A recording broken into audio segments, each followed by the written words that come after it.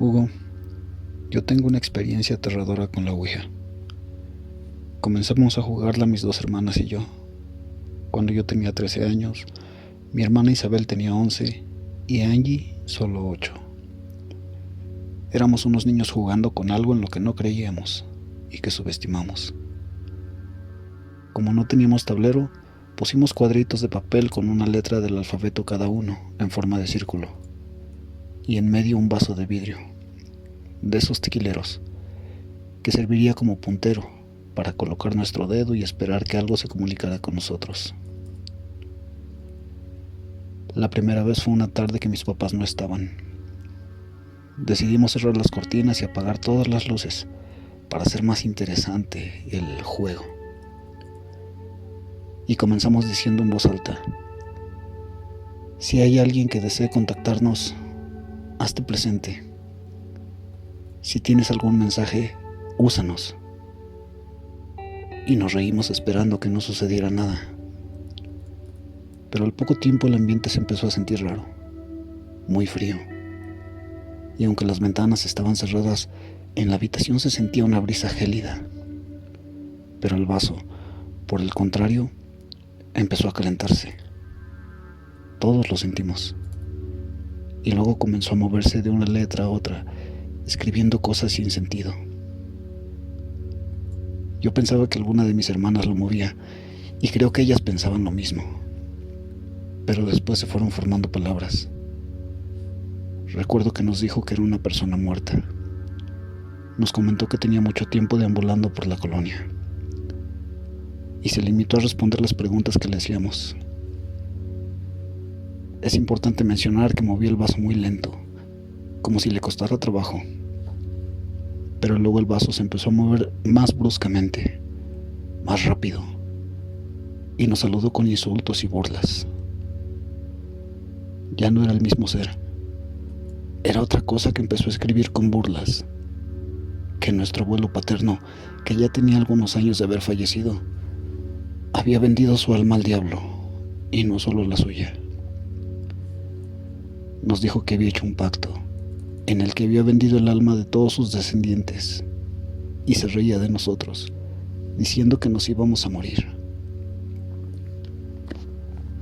Nos asustamos y salimos corriendo de la casa. Nos quedamos en el patio hasta que llegó mi mamá, como 2 horas después. Pero sabíamos que no le podíamos decir la tontería que habíamos hecho porque nos iba a regañar. Pasaron los días y yo no podía dejar de pensar en esas palabras, y empecé a recordar poco a poco que cuando tenía como 6 años y mi abuelo vivía, se la pasaba leyendo la Biblia todo el tiempo. Y en ocasiones nos reunía a todos sus nietos para decirnos que el diablo iba a verlo y se quedaba en su cuarto. Pienso que los adultos no le creían y él buscaba que alguien lo escuchara. Alguien que no se burlara de él. Nos decía que a veces el diablo se recostaba en su cama con él y se quedaba toda la noche. Recuerdo que cuando nos lo dijo a mis primos y a mí, nos asustamos y se lo platicamos a nuestros padres y tíos, pero nadie nos tomó en serio. Y nos dijeron que el abuelo estaba loco y que no le hiciéramos caso. Que él contaba muchas historias sin sentido, así que nunca le dimos importancia. Pero todo empezó a cobrar sentido. El hecho de que mi abuelo leía todo el tiempo la Biblia. La había terminado de leer de principio a fin como unas 6 veces. Ahora creo que quizás lo que nos dijo aquel ente en la Ouija era verdad. Y él estaba buscando alguna forma de liberarse. Alguna solución que no sé si habrá encontrado. Aún así, él no nos dijo nada sobre el pacto. Solo nos contó sobre las visitas demoníacas que tenía, y yo no sé cómo podía soportarlo. Desafortunadamente, poco después se enfermó de cáncer de garganta porque fumaba bastante. Creo que fumó gran parte de su vida, desde muy joven. Meses antes de morir le quitaron un tumor avanzado, de modo que le amputaron parte de la garganta y parte de la tráquea, dejando un tubo transparente en su lugar. Tubo que quedaba a la vista, sobresaliendo un poco en su cuello, Este le servía para respirar y comer. Fue horrible. Obviamente, él después de la operación ya no podía hablar. Se limitaba a comunicarse con señas o con un pizarrón. Cuando comía se podía ver la papilla pasar por el tubo. Y todo el tiempo se escuchaba su respiración muy fuerte, incluso cuando dormía. Supongo que era porque el tubo estaba expuesto. Retomando el suceso de la Ouija, pasaron los días y el ambiente de momento se sentía igual que aquella vez que jugamos, sobre todo durante la noche.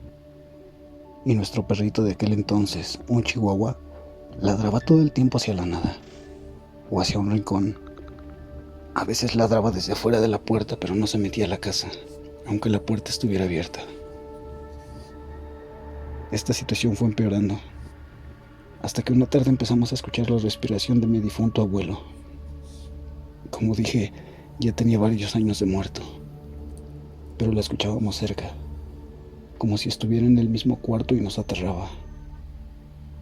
Primero lo escuchamos cuando alguien de los tres se quedaba solo en algún cuarto, pero luego ya se escuchaba aunque estuviéramos los tres, o incluso en el día. Nos prendían la licuadora en la cocina, y en el cuarto donde él dormía, la luz se prendía por las noches. Y no era posible que fuera alguno de nosotros porque el apagador estaba dentro del cuarto y se mantenía cerrado con llave. Nadie se atrevió nunca a entrar y apagar la luz.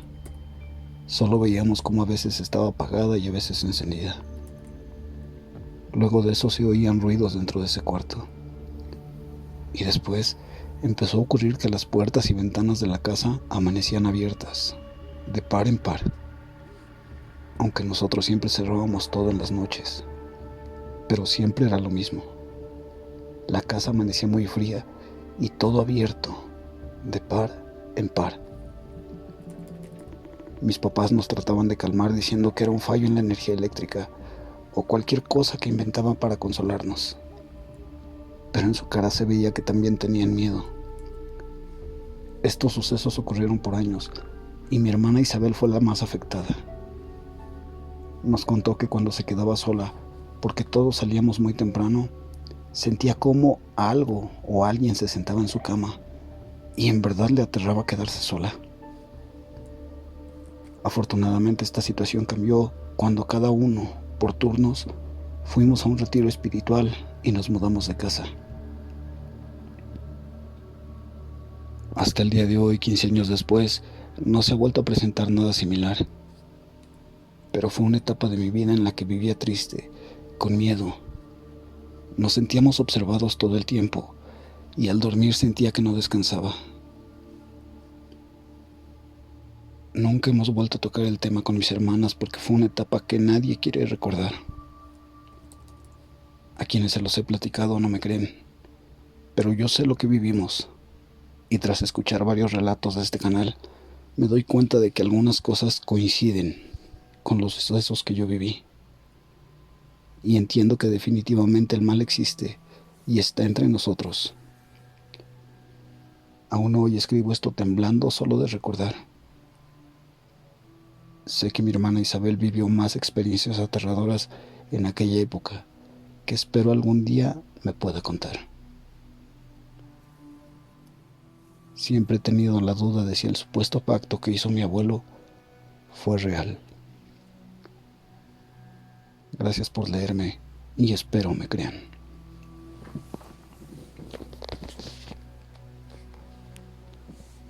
Buenas noches, amigos de Pueblos y Leyendas, bienvenidos a esta nueva emisión.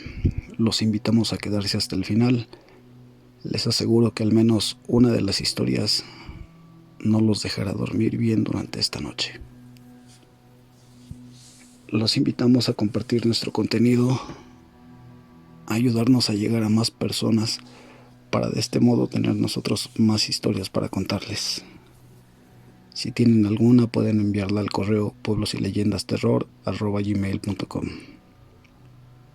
Mientras tanto, vamos con nuestra siguiente historia. La siguiente historia es una escalofriante experiencia que vivimos un Viernes Santo hace un par de años. Ocurrió en Sultepec, Estado de México. Era viernes de Semana Santa, y como saben, en nuestro país es día de descanso y vacaciones para muchos. En esta ocasión decidimos no salir a otros estados y nos quedamos en la Ciudad de México. A última hora decidimos ir de paseo a un pueblito que se encuentra a una hora de Toluca, donde se realiza una representación del Vía Crucis en escenarios naturales. El pueblo se llama Soltepec y es un lugar muy bonito, donde una de las actividades principales es la producción de galletas y diversas artesanías. Estuvimos ahí todo el día y, como suponíamos, el pueblo se llenó de gente de diversos lugares cercanos y de la ciudad, ya que está relativamente fácil llegar ahí. Se hacía tarde y creímos que lo más apropiado era que nos quedáramos en algún hotel a dormir y nos fuéramos a la mañana siguiente.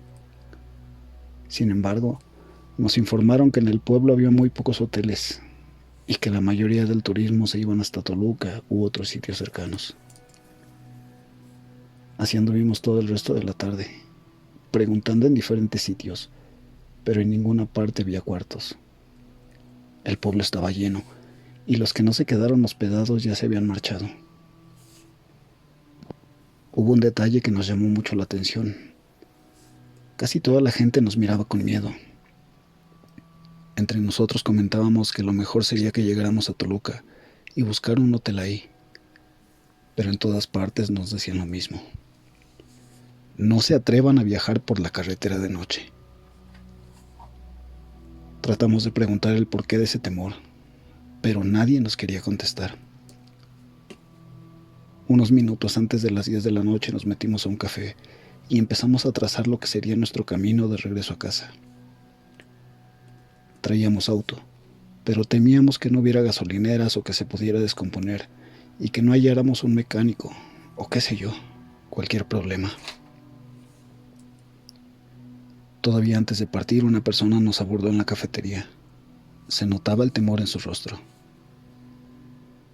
¿Hasta dónde van, jóvenes? Somos de la Ciudad de México, pero a lo mejor nos vamos a buscar hotel a Toluca. ¿A Toluca? Nos miró con bastante desconfianza.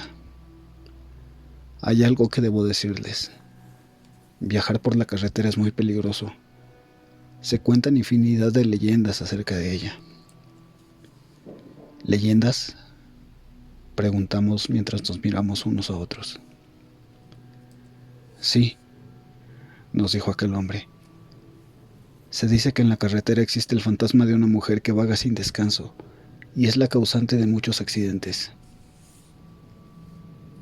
Nos quedamos sin habla y agradeciendo sus atenciones nos dispusimos a tomar el camino. Todavía antes de partir, aquel hombre se acercó al auto y nos dijo: vean lo que vean y escuchen lo que escuchen, no se detengan en la curva del diablo. Algunos de nuestros compañeros lo tomaron a broma y decidimos emprender el viaje. Realmente éramos los únicos que abandonábamos el lugar.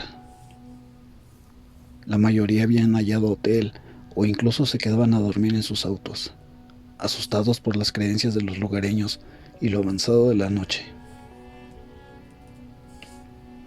Atravesamos el oscuro camino de terracería en total oscuridad, en la cual solo se podía oír el murmullo de las lechuzas y el canto de los grillos.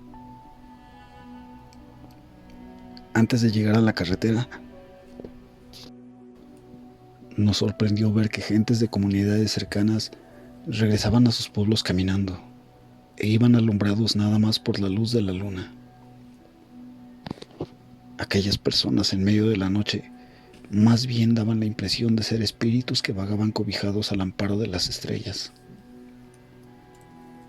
Fue así como llegamos a la carretera y nos dirigimos a Toluca. Pocas veces en mi vida me he sentido tan solo como en ese momento. Solo podíamos escuchar nuestros pensamientos y desear llegar pronto a casa. Al llegar al lugar conocido como la Curva del Diablo, nos llamó la atención ver un auto estacionado en medio de la nada, lo mismo que la figura espectral de una mujer a un lado de él. Y recordando la advertencia de aquel hombre, seguimos sin detenernos. Sin embargo, el auto empezó a seguirnos a gran velocidad como si quisiera alcanzarnos. Aceleramos la marcha. Íbamos casi a 120 kilómetros por hora y sentíamos un terror muy grande por aquel misterioso auto. Pero eso no fue lo peor. A lo lejos, en medio de la carretera, algo nos hizo frenar de forma instantánea. Un caballo negro, inmenso, corrió en medio del camino en dirección a nosotros. Estuvimos a punto de chocar contra él. Nos detuvimos en pocos segundos. «Manuel, cuidado», gritamos todos casi al mismo tiempo en medio de un ensordecedor rechinido de llantas. Aquel inmenso animal se puso de pie frente al auto. Subiendo sus patas lanzó un potente relincho que nos erizó la piel. Lentamente se acercó al auto y comenzó a rodearnos. Era negro como la noche misma. Su altura era impresionante y tenía una mirada que nos llenaba de terror. Sus ojos eran rojos como el fuego. Se acercó a la ventanilla y con la cabeza empezó a golpear con fuerza. Todos estábamos paralizados, llenos de pánico. «Glorifica mi alma al Señor y mi espíritu se llena de gozo», rezaba Mari, una de nuestras acompañantes, con la voz temblorosa y sujetando fuertemente mi mano. «Tranquila, no va a pasar nada», le dije casi susurrando, mientras Manuel deslizaba lentamente su mano en la palanca y el pie en el acelerador, al mismo tiempo que una especie de vapor salía del hocico de aquella diabólica bestia. Estábamos muertos de miedo. Sin embargo, la reacción de Manuel fue echarnos en reversa, y con una maniobra inimaginable rodeamos a aquella bestia y huimos a toda velocidad. En unos minutos que se nos hicieron eternos, llegamos a la gasolinera. Nos bajamos para tratar de relajarnos y cargar gasolina. Una persona nos vio tan nerviosos que se acercó a nosotros y le contamos lo que nos había pasado. Nos dijo que habíamos tenido suerte de que no nos hubiera pasado nada, que aquel caballo era el mismo diablo tratando de llevarnos, que en esa curva se aparece y provoca muchos accidentes. Del auto que nos siguió no volvimos a saber. Era como si la noche se lo hubiera tragado. Llegamos a la conclusión de que quizás era un auto fantasma. Emprendimos el regreso a casa, habiendo vivido tan tremenda aventura. Pero gracias a Dios, solo fue eso, un susto, una escalofriante experiencia y una historia más para no dormir.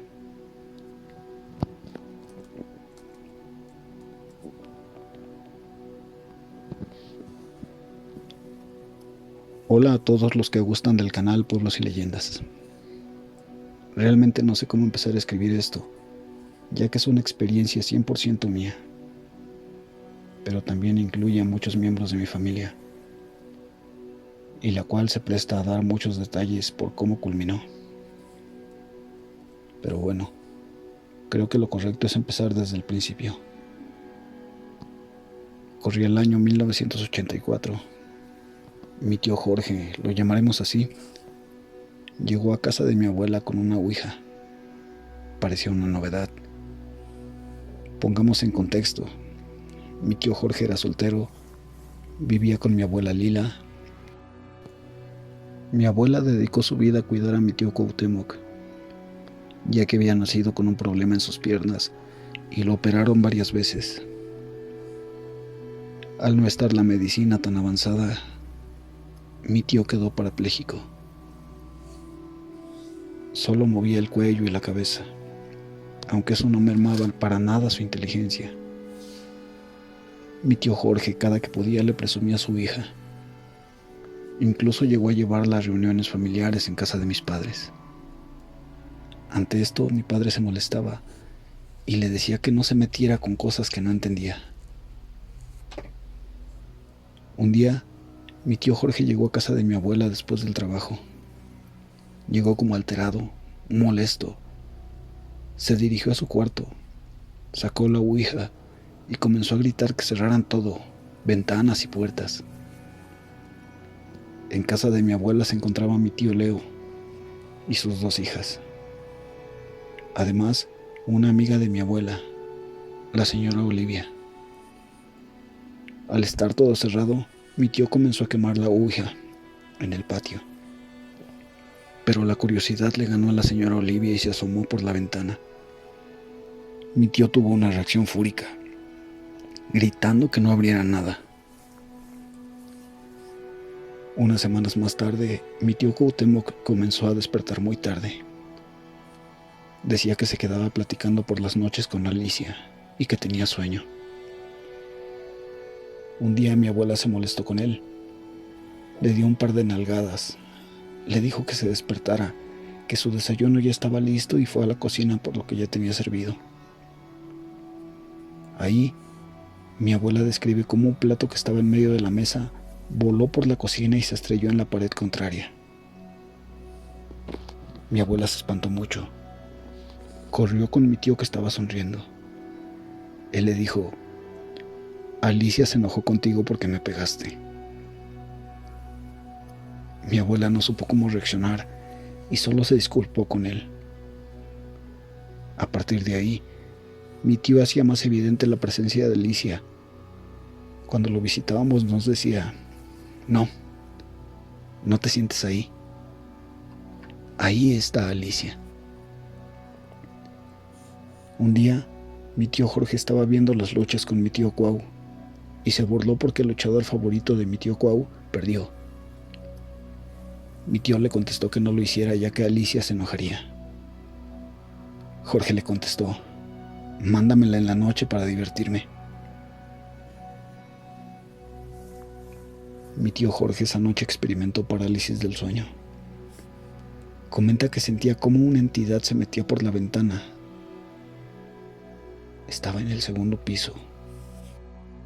Relataba cómo sentía que se sentaba en la orilla de su cama y a partir de ese momento no podía moverse. Poco a poco sentía como esa presencia se acostaba a un lado de él, sin dejarlo hablar, gritar o moverse. Rezaba lo que poco o mucho sabía y solo escuchaba una risa de mujer, despacito, como murmurando, como si esa presencia quisiera disimular la risa. Así fue durante 3 días seguidos, y cada mañana cuando mi tío Jorge pasaba a despedirse de mi tío Temo, sin empacho cada mañana le preguntaba: ¿cómo te fue ayer con Alicia? Todo esto dejó de pasarle hasta que mi tío Jorge se disculpó. Casi llorando le pidió perdón por no creerle, por las burlas, y le pidió también que ya no mandara a esa presencia con él. Ya cada integrante de la familia trataba con mucha cautela a mi tío, ya que estaba mal físicamente y ahora con esta situación tenía a toda la familia en jaque. Mi abuela trató de llevar a un párroco a bendecir la casa, pero al parecer nadie creía por lo que la familia estaba pasando. Unos meses después mi tío Temo comenzó a despertar muy tarde. Decía que estaba cansado, que Alicia lo llevaba a caminar mucho, por senderos que describía con mucho detalle, y comenzó a despedirse de toda la familia. Decía que era su decisión irse con Alicia. Un día, mi tío Temo, de la nada enfermó de una diarrea. Fue revisado por el médico, el cual nos indicó que no era nada de preocuparse. Pero esa noche mi tío falleció. Al parecer, al haberse despedido de toda la familia, decidió irse con Alicia.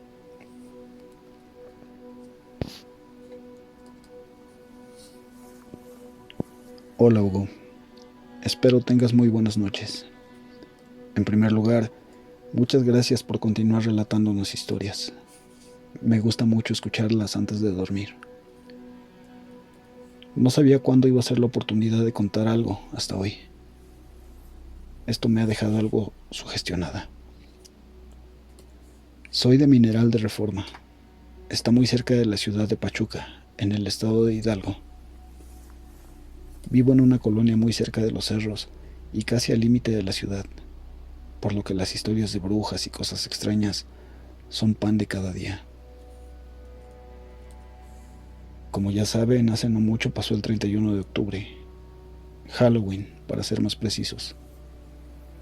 Tengo 17 años, entonces decidí, junto a mi mejor amigo, al cual en esta historia le pondremos Víctor para mantenerlo en secreto, celebrar Halloween y disfrazarnos antes de cumplir la mayoría de edad. Al inicio, el plan era que mi hermano menor de 10 años también iría, pero su equipo de básquet había organizado una fiesta pequeña, a la cual iba a asistir, dejándonos solos entonces a Víctor y a mí. Ambos quedamos en vernos en mi casa. La cita fue a las 5 de la tarde. Se dio la hora. Pasamos a la tienda por palomitas y refrescos. Luego de ello regresábamos a mi casa a arreglarnos para salir a caminar en la noche por el vecindario. Entre los planes salió lo de jugar a la Ouija. Cabe aclarar que no era un tablero de madera, sino una hoja impresa, enmicada. Ambos aceptamos. Nuestros disfraces eran de Nightwing y Raven, personajes de DC, por lo que era necesario regresar a casa. Pero fue difícil sacar el tablero sin que mis papás nos vieran con algo. Por la calle no había muchos niños. Luego de la caminata nocturna paramos en unas canchas, las cuales están justo enfrente de la privada donde mi hermano estaba en su fiesta. En estas hay un caracol que sirve como gradas para sentarse y unos columpios. Víctor y yo entonces decidimos comenzar. Puse el tablero y le expliqué las reglas. Así fue. Las respuestas eran incoherentes, pues eran letras al azar. Y ahí surgió esta pregunta. ¿Eres bueno? La moneda que usábamos, que nos servía como puntero o corazón, se movió lentamente. No. Víctor se comenzó a asustar. No parecía estarlo, pero sé muy bien que en el fondo lo estaba, al igual que yo. Por hacerme la valiente, entonces dije, si lo que dices es cierto, danos una señal, pero sin herirnos. El viento sopló más fuerte. Volteamos a nuestras espaldas y caminaba un niño, pero se notaba que era un niño común, por lo que no nos asustamos. Entonces el pequeño continuó caminando y se fue. Nos quedamos tranquilos. Luego de varias preguntas nos quisimos despedir, pero el puntero respondió, no. El miedo entonces se hizo más presente. Víctor y yo fingimos risa, pero era puro miedo lo que sentíamos. Insistimos en terminar y lo mismo. No. Luego, ya de entrar en pánico, nos dejó salir indicando adiós. Tomamos un respiro, nos relajamos y optamos por bromear con otros temas. Entonces tomamos una foto, la cual nos revisamos. Regresamos a mi casa, mentimos a mis papás que habíamos ido a pedir dulces, pero no habíamos tenido suerte, pues ya éramos grandes. Tuvimos que mentir. Mis padres me han prohibido la Ouija. Me dejan jugar juegos inocentes como decir 9 veces Verónica en el espejo y cosas así. Pero la Ouija, eso no se menciona en mi familia. Miramos la película de Viernes 13 mientras comíamos lo comprado. Mientras pasaba esto, la luz del patio de enfrente comenzó a encenderse y apagar sola. Al ser un foco automático, no nos preocupó en un nivel alto. Este foco, para los que no los conocen, su función es que si alguien está cerca, se enciende captando el movimiento. Luego de un tiempo se apaga. Pero este encendía y apagaba cada 2 segundos. Incluso mi mamá lo notó. Luego volvió a la normalidad. A las 9:30 de la noche, entonces fui con mi mamá a dejar a Víctor a su casa y luego por mi hermano. Mi hermano nos dijo que no habían salido niños solos para nada de su grupito de la fiesta, ni a las canchas. Ese dato era importante.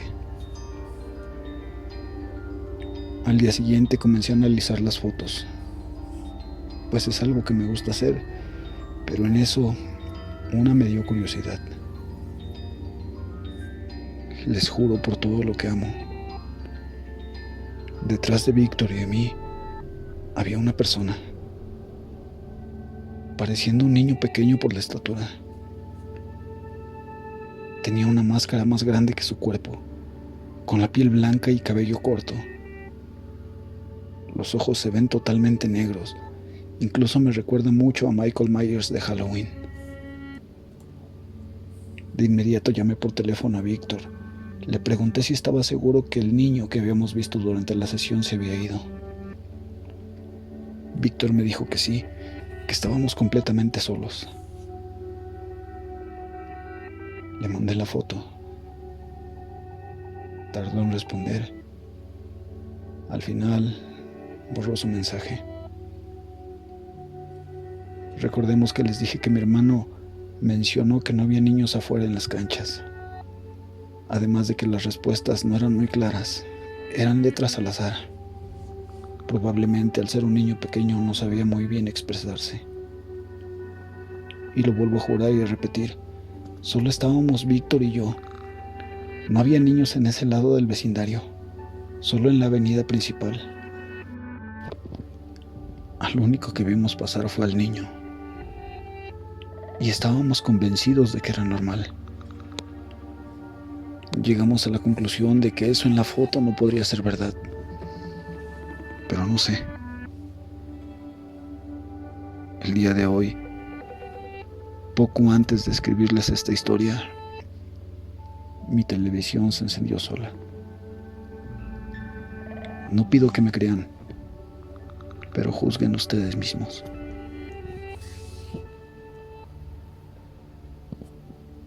Buenas noches, leyenderos. Llegamos al final de esta transmisión. Los esperamos en nuestra siguiente emisión en un par de días. Mientras tanto, los dejamos dormir. ¿Ya revisaste debajo de la cama? Bueno. Por último, no olvides cerrar la puerta.